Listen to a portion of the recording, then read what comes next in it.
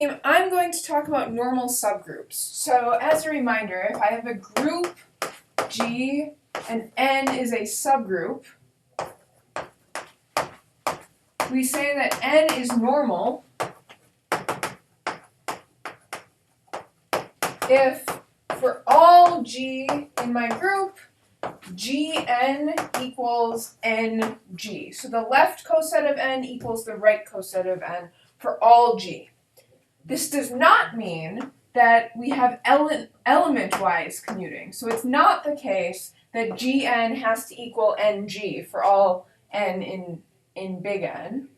But what it does tell me is that for all N in big N, there exists some N prime in big N, so that Ng equals N prime, G N prime,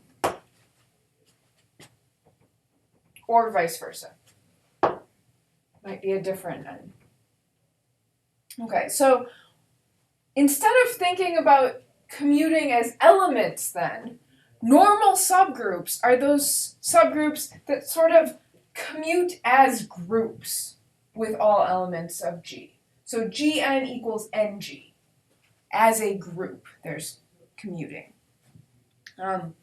So a really useful theorem for us is theorem 8.11, which gives us an equivalent definition to this definition of normal that says if I have a group G and a subgroup N, that N is normal, meaning for all G and G, N, Gn equals Ng, the left and right cosets are equal, if and only if Gn G inverse is contained in N. By the way, we have a name for objects of this form. Gn G inverse is a conjugate of N by the element G. And I prefer using this definition, that the conjugate, Gn G inverse, is contained in N, and the reason for this is that this is a subgroup of G.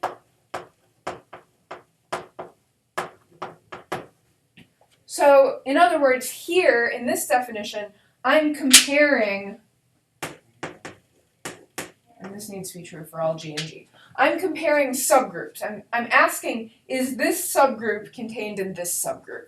Whereas over here, I'm asking if a left and a right coset are equal. And I prefer to think about subgroups than cosets, personally. That's not to say that you never use this definition. Depending on a structured proof, you might need this definition might be more useful than this one, but this is generally how I think about what it means to be normal.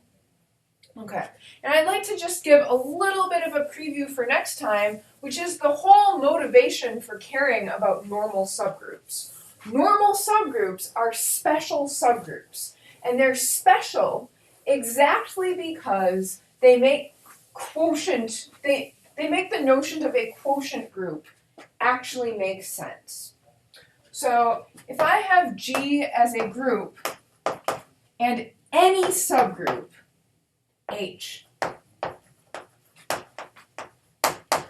I can look at the coset, the set of cosets of H.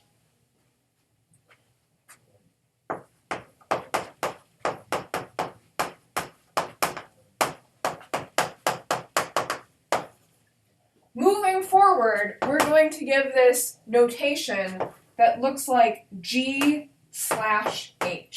By the way, I'd like to draw the distinction between G minus H. This means elements of G that are not in H. I just wanted to highlight this because they use different notations. But that's not relevant right now, so I'll erase it. So G/H, or G mod H, is the set of cosets of H in G. But when we take a quotient, when we take a quotient of a group by a subgroup, we'd really like the resulting object to be a group. But here I said set. And in general, G mod H is a set. It's just the set of cosets. However, if H is a normal subgroup, if H is a normal subgroup,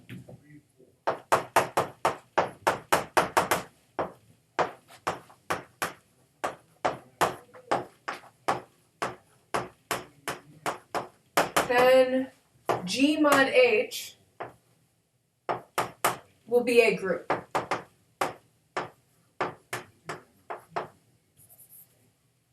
So we'll prove this next time, but the reason we care about normal subgroups is because they allow us to have a quotient group structure. Thanks.